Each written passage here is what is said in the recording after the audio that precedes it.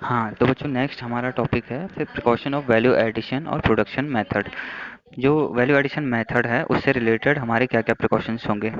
जितने भी प्रिकॉशंस हैं वो एक दूसरे से कनेक्टेड भी हैं और अभी इन तीनों को मैं इस तरीके से पढ़ा रहा हूँ कि आपको जो है कि आगे फिर अब क्या आएंगे, केस स्टडी के क्वेश्चंस आएंगे कि नेशनल इनकम में कौन कौन सी चीज़ें इंक्लूड होती है कौन कौन सी नहीं होती हैं। तो आप डिफ्रेंशिएट करके अभी अलग अलग तरीके से पढ़ रहे हो, फिर जो है कि एक एग्रीगेट फॉर्म में क्या कर लोगे, आप इसका स्टडी करोगे आगे। तो वैल्यू एडिशन मेथड के लिए चेक करते हैं अभी। Value of intermediate goods will not be include in computation of national income. तो जब इंटरमीडिएट गुड्स को जो है उसकी वैल्यू को हम नेशनल इनकम को कंप्यूट कर रहे होंगे तो वो वैल्यू को ऐड नहीं करेंगे। Intermediate goods in the sense जो है कि रॉ मटेरियल की बात कर रहे हैं। मान लो जो है कि आपको क्या करना है फर्दर, जैसे मैंने एग्जांपल दिया था कि बिस्किट का एग्जांपल, कोई फर्म क्या कर रही है, बिस्किट बना रही है। ठीक, उसने कहीं से गेहूं खरीदा या जो आटा खरीदा है। ठीक, आटा खरीदा कहीं से, शुगर कहीं से खरीदी है, अदर कंपोनेंट जो उसने वहां पे डाले हैं उसमें वो कहीं से खरीदे हैं। जब वो उनका पेमेंट कर रहा होगा उन रॉ मटेरियल का, तो उनके लिए तो पेमेंट मिल जाएगी। तो यानी कि जिसके लिए पेमेंट की है उसके लिए तो वो इनकम होगी। उस इनकम को जो है कि हम कह रहे हैं कि यहाँ कंप्यूटेशन के लिए जो है कि ऐड नहीं करना है। अब क्यों ऐड नहीं करना है, वो भी तो जो है कि पहले वाले की इनकम ही है, हम उस इनकम को ऐड नहीं कर रहे हैं।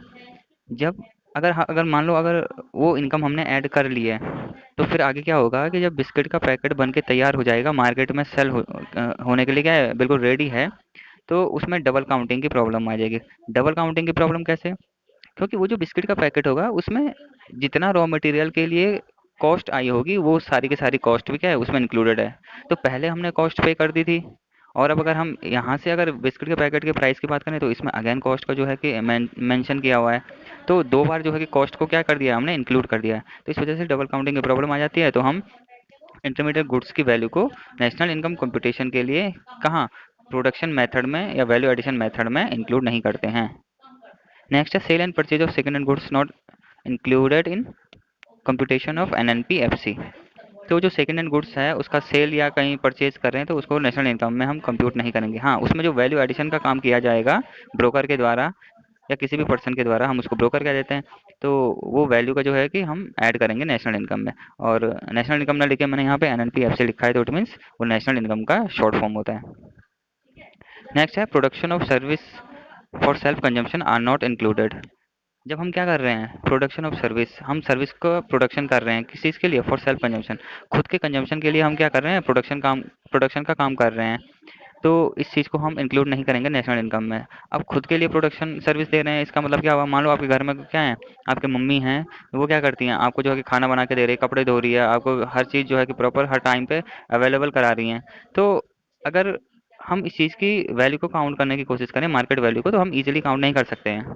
ठीक, तो ये जो वैल्यू है, जो सर्विस अपने लिए हम प्रोवाइड कर रहे हैं या हमारे लिए जो प्रोवाइड की जा रही है हमारे जो कि फैमिली मेम्बर्स के द्वारा, तो वो हम उसको नेशनल इनकम में इंक्लूड नहीं करेंगे। या आप जनरली ये भी ले सकते हो कि मान लो जो है कि आप कहीं काम कर रहे थे और काम करते करते जो है कि जब आप घर चले गए, आपको अचानक से भूख लगी, और भूख लगने के बाद आपने क्या किया है, वहाँ अपने लिए खुद खाना बनाया है, खुद एक सर्विस प्रोवाइड की है वहाँ। तो खुद के लिए खाना बना रहे हो, यानी कि प्रोडक्शन तो कर रहे हो, लेकिन वहाँ पे उसका सेल्फ कंजम्पशन भी आप खुद ही करोगे। तो या अगर आप उसी की जगह पे मार्केट चले जाते हैं तो मार्केट में जो है कि आपका कितना खर्चा आ जाता है। तो जो प्रोडक्शन सर्विस जो है कि आप सेल्फ कंजम्पशन के लिए करते हो, उसकी वैल्यू को जो है हम नेशनल इनकम में इंक्लूड नहीं करेंगे। क्योंकि जैसे अभी मैंने बताया, जो आपकी मम्मी है वो कितना काम कर रही हैं या कैसे सर्विस सर्विस आपको प्रोवाइड कर रही हैं, उसकी जो मार्केट वैल्यू होगी हम इजीली फाइंड नहीं कर सकते हैं। ठीक, तो ये सारी चीज़ें। नेक्स्ट जो है कि बात करें तो production of goods for self consumption will be included. Production of goods, अभी हमने अभी देखा था कि प्रोडक्शन कर रहे हैं किसका, सर्विस का, हमारे मम्मियों के द्वारा जो है कि प्रोडक्शन किया जा रहा है। अब कह रहा है कि प्रोडक्शन ऑफ गुड्स, जो गुड्स हैं उनका प्रोडक्शन किया जा रहा है सेल्फ कंजम्पशन के लिए। यानी कि हम कुछ ऐसी वस्तुएं बना रहे हैं जिनको हम खुद ही कंज्यूम कर रहे हैं, तो वो हमारा जो है कि नेशनल इनकम में इंक्लूड किया जाएगा। अब खुद के लिए चीज़ें बनाने से मतलब है, मान लो आप जो है क्या है, किसी फर्म में काम कर रहे हैं या आपकी कोई कंपनी है, उस कंपनी में क्या कर रहे हैं आप, गुड्स का प्रोडक्शन कर रहे हैं। और गुड्स का प्रोडक्शन के साथ साथ जो है कि आपने क्या किया, उस चीज़ को जो है कि खुद के लिए भी कंज्यूम किया है उन गुड्स का। तो वो जो गुड्स का कंजम्पशन आपने खुद के लिए किया है उसको हम क्या करेंगे, उसकी जो वैल्यू होगी टोटल, उस वैल्यू को जो है नेशनल इनकम में इंक्लूड करेंगे। ओके, नेक्स्ट है imputed values of owner occupied houses should be include. जो इम्प्यूटेड वैल्यूज ऑफ ऑनर, कोई भी ऑनर है उसके द्वारा जो वैल्यू उसने इम्प्यूट की होगी, ठीक, उस वैल्यू को हम नेशनल इनकम में क्या करेंगे, इंक्लूड करेंगे। ये यहाँ पे वैल्यू एडिशन की बात हो रही थी, प्रोडक्शन मेथड की बात हो रही है। तो इम्प्यूटेड वैल्यू किस तरीके से हो जाएगी, इन द सेंस मतलब एक ऐसी वैल्यू जो आप जब प्रोडक्शन का काम कर रहे हैं तो उसके दौरान जो है कि उसमें ऑलरेडी क्या होती है, निहित होती है। ठीक, जैसे मैंने आपको बताया था कि अगर जो है आप क्या कर रहे हैं, किसी चीज़ का प्रोडक्शन कर रहे हैं, तो उस प्रोडक्टिव जो कमोडिटी का आपने प्रोडक्शन किया है उसको एक जगह से दूसरी जगह ले जाने के लिए आपको जो है कि कोई व्हीकल चाहिए होगा और उसकी जो कॉस्ट आई वो आपको पे करनी ही पड़ेगी। ठीक, तो ऐसी चीज़ें जो उसमें अपने आप जो है कि निहित होती हैं, मतलब वो करना ही पड़ता है। तो वो इम्प्यूटेड वैल्यूज, जैसे दूसरा एग्जांपल मैंने बताया था कि आप जैसे क्या कर रहे हो, घर में किसी आपका घर है, आप वहाँ रह रहे हो और वहाँ ना रह के अगर आप रेंट पे रहते हो तो आपको रेंट पे करना पड़ता है। तो वहाँ पे ये क्या है, इम्प्यूटेड वैल्यू है, वो रेंट आप पे तो कर रहे हो लेकिन वो आपका अपना घर है, इस वजह से वहाँ पे उस वैल्यू को हमने काउंट नहीं किया है। तो प्रोडक्शन मेथड के दौरान जो है कि हम इस वैल्यू को क्या करेंगे, उसमें इंक्लूड करेंगे। नेक्स्ट है change in stock of goods will be included. Stock, goods का जो स्टॉक है हमारे पास अवेलेबल, उसमें कितना चेंज आया है, उसमें उसके चेंज को हम क्या करेंगे, चेंज वैल्यू को नेशनल इनकम में इंक्लूड करेंगे। अब चेंज वैल्यू कैसे, मान लो जो है कि आपकी दुकान है, आपके पास क्या है, कुछ कमोडिटी है, उसका एक स्टॉक रखा हुआ था। आज जो है क्या किया आपने, मान लो 30 यूनिट्स का सेल कर दिया है, ठीक, और 20 यूनिट्स आपके पास अभी बची हुई हैं।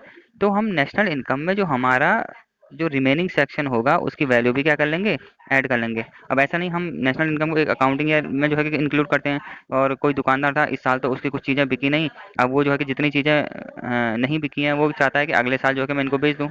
लेकिन अगले साल जब वो बेचेगा उसको वहाँ पे अ, उस मोमेंट में वहाँ पे उसको उसकी वैल्यू तो मिल जाएगी, लेकिन वो जो नेशनल इनकम के लिए हम उसका कंप्यूटेशन करेंगे उस वैल्यू का, तो वो पिछले साल ही ऐड हो चुकी होगी। यानी कि जो चीज़ें नहीं बिक पाई हैं उसकी वैल्यू भी, क्योंकि वो तो प्रोडक्शन हो चुका है, और वो प्रोडक्शन जब हुआ है तो कितना उस पर कॉस्ट लगा है, टोटल उसकी कितनी वैल्यू हुई है, वो वैल्यू जो है कि पहले ही क्या हो जाती है, ऐड हो जाती है। तो अगले साल के लिए जो है कि इस चीज़ को जो है कि हम ऐड नहीं करेंगे। तो ये change in stock of goods will be included, इस चीज़ को हम क्या करेंगे, इसमें इंक्लूड करेंगे।